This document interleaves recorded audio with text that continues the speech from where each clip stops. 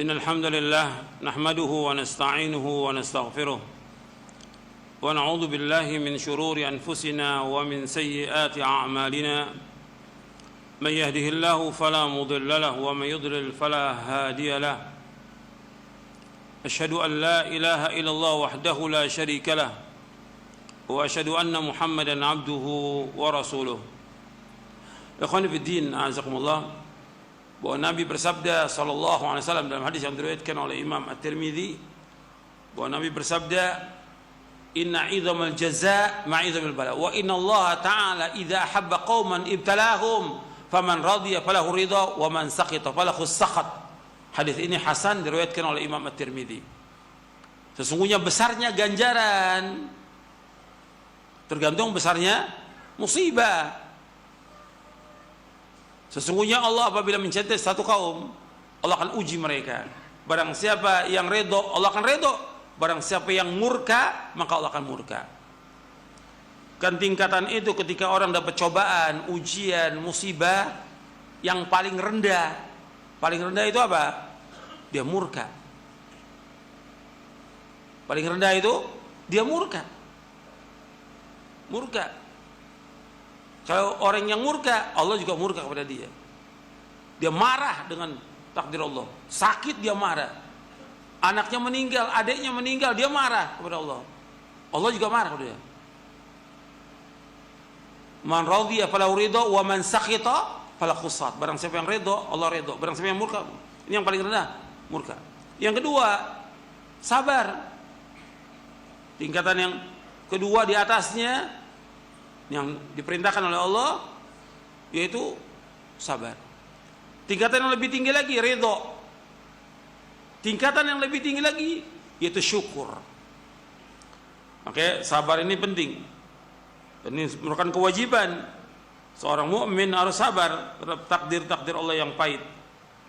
Makanya Allah sebutkan dalam surah Al-Baqarah sabar itu. Wa basyiris sabirin.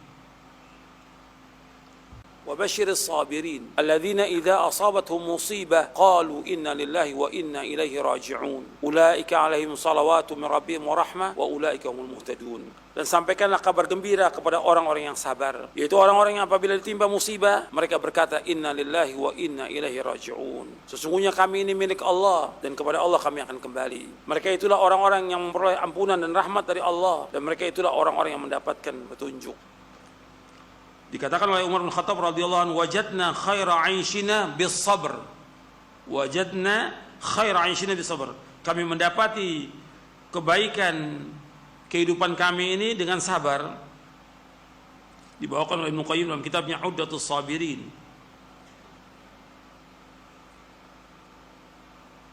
Dikatakan juga oleh Ali bin Abi Thalib radhiyallahu an, as-sabru matiyatun la takbu. As-sabru matiyatun la takbu. Artinya sabar itu merupakan kendaraan yang tidak akan terjatuh. Arti manfaat sabar itu. Dan kita diperintahkan untuk sabar ketika menghadapi cobaan, ujian, musibah, tidak gelisah, tidak berkeluh kesah, tidak menceritakan cobaan kita, ujian kita kepada orang lain. Adukan itu semuanya kepada siapa? Kepada Allah. Ini kurang makanan, cerita pada orang. Ini nggak sabar. Sakit, cerita pada orang. Semuanya. Bukan hanya seperti itu, bahkan minta-minta pada manusia. Nggak boleh, hukumnya haram. Antum ingat, Nabi pertama kali mengambil perjanjian dengan para sahabat yang masuk Islam. Apa perjanjiannya? Di samping mentauhidkan Allah, tidak boleh berbuat syirik, nggak boleh berbuat maksiat. Kata Nabi apa? Jangan minta-minta pada manusia. Itu harus kita ingat tuh. Jangan minta-minta. Jadi mengharap hanya kepada Allah. Kalau ada cobaan, ujian, sabar. Yang susah bukan kita, jutaan orang susah. Yang susah bukan kita. Kadang-kadang diangkat, oh ini kan dai, harus dibantu. Yang lebih susah dari dai ini, dari ustadz ini, ada atau tidak? Banyak jutaan yang susah. Kenapa hanya dia yang berkeluh kesah? Itu yang jutaan, yang di kampung-kampung yang susah, yang lebih susah dari dia, nggak mengeluh. Dia mencari nafkah dengan apa adanya, tidak mengharap dari manusia. Kok malah si dai minta-minta? WA lagi donasi. Anak saya sakit di rumah sakit. Gak boleh, dalam Islam hukumnya haram. Gak boleh. Gak boleh. Sabar dengan apa yang Allah takdirkan. Karena Allah akan uji kita dengan orang yang paling kita cintai ujian itu. Sabar. Bagaimana Allah ingin melihat kita sabar atau tidak dengan ujian ini. Allah akan lihat. Supaya apa? Dia terus minta kepada Allah, berdoa kepada Allah, mengharap kepada Allah. Dan yang lainnya harus sabar. Sabar dalam ketaatan, sabar menjauhkan maksiat. Yang ketiga sabar apa? Dalam menghadapi takdir yang pahit. Sabar. Ini enggak sabar.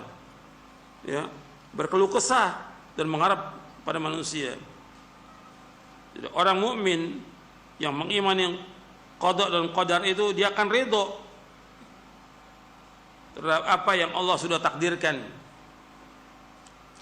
Dan ridho ini pembahasan yang panjang. Ridho, kan kita mengucapkan raditu billahi rabba wa bil islami dina wa bi Muhammadin sallallahu alaihi wasallam nabiyya. Aku ridho kepada Allah. Kalau ridho kepada Allah, ridho kepada semua keputusan Allah, semua takdir Allah, ridho kita. Kita ridho.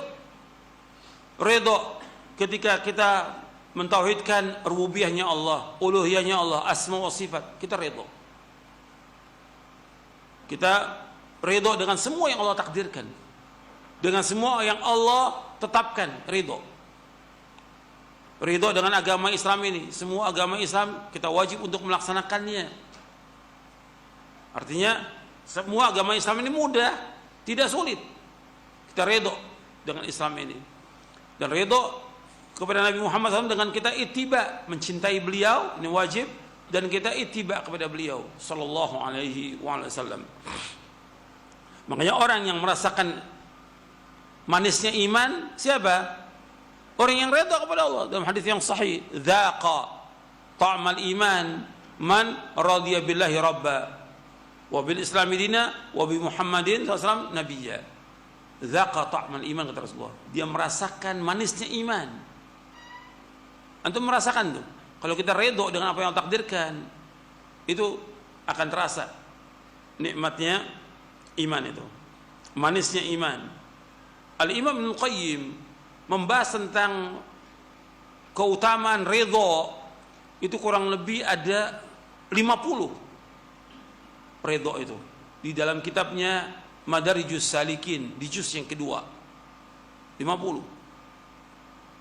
Apa manfaat dari redha, apa keutamaan redha, disebutkan satu persatu oleh beliau. Makanya disebutkan dalam kitab Madarijus Salikin, saya bacakan sebagiannya aja.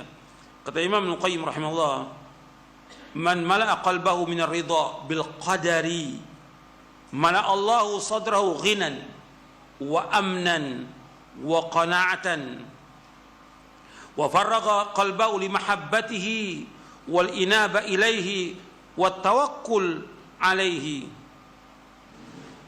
wa man fatahu hadhu min ar-ridha imtala qalbahu bi dhiddi dhalik washtaghala amma fihi sa'adatuhu wa falahuhu. Kata Imam Ibnu Qayyim rahimahullah, barang siapa yang memenuhi hatinya dengan redha kepada takdir Allah, dia redha, maka Allah akan penuhi dadanya dan hatinya dengan merasa cukup. Allah menetapkan dia hidupnya pas-pasan, dia redha, maka dia menjadi orang yang paling kaya di muka bumi ini. Kata Nabi apa? Warda bima qasamallahu laka takun aghnan nas.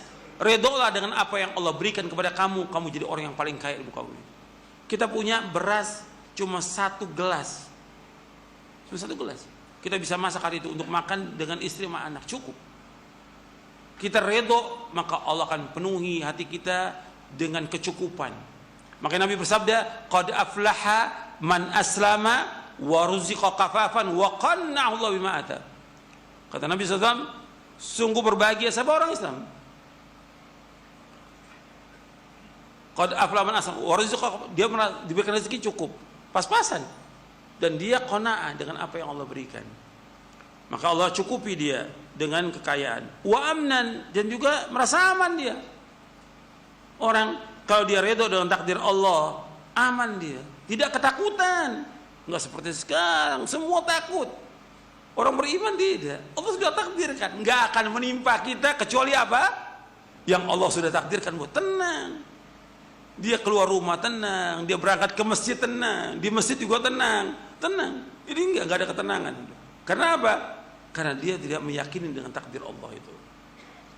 Wa qana'atan, dia qana', puas dengan rezeki Allah. Karena Allah takdirkan sudah demikian. Dan Allah kosongkan hatinya untuk selalu mencintainya. Dengan dia redho kepada takdir Allah, maka Allah membuat hatinya itu cinta kepada Allah Taala. Selalu bertaubat kepada Allah, tawakal hanya kepada Allah. Tapi kebalikannya, orang yang hilang dari keredoan kepada takdir ini, maka hatinya penuh dengan kegelisahan, penuh dengan kegundah-gulanan, dan dia akan menyibukkan diri dengan apa-apa yang tidak membawa kepada kebahagiaan dan kesuksesan. Makanya orang beriman ketika dia betul-betul memahami tentang ridho ini, dia adalah orang yang paling bahagia. Kuncinya di situ. Makanya para ulama menyebutkan kalau orang ingin bahagia hidupnya, ridho dengan apa yang Allah takdirkan. Dia orang yang paling bahagia di hidupnya. Ridho. Apa yang Allah takdirkan buat dia ridho. Maka orang yang paling bahagia dia. Dia dikasih oleh Allah cobaan, penyakit, dia ridho. Artinya memang cobaan ini, musibah ini mau ditolak dengan apa lagi? Dia ikhtiar, tetap ikhtiar, tapi dia ridho dengan takdir Allah, gitu. Bukan ridho dengan penyakitnya, tapi dia ridho dengan apa yang takdirkan. Dia tidak, bukan berarti dia ridho dengan penyakitnya, bukan, tapi dia ridho dengan apa yang Allah takdirkan. Ini Allah sudah takdirkan, tapi dia wajib apa? Untuk ikhtiar, dia berdoa kepada Allah agar diangkat penyakitnya. Bukan dia ridho, dia biarkan penyakit, tidak, tapi dia ada mengambil akhdul asbab. Bagaimana supaya dia sembuh? Itu orang beriman seperti itu. Kalau orang itu ridho dengan apa yang Allah takdirkan, maka dia orang yang paling tenang, paling bahagia di muka bumi ini. Nanti Anda bisa lihat penjelasan Imam Ibnu Qayyim dalam kitabnya Madarijus Salikin. Saya pikir cukup sampai di sini, mudah-mudahan bermanfaat. Wassalamualaikum warahmatullahi wabarakatuh.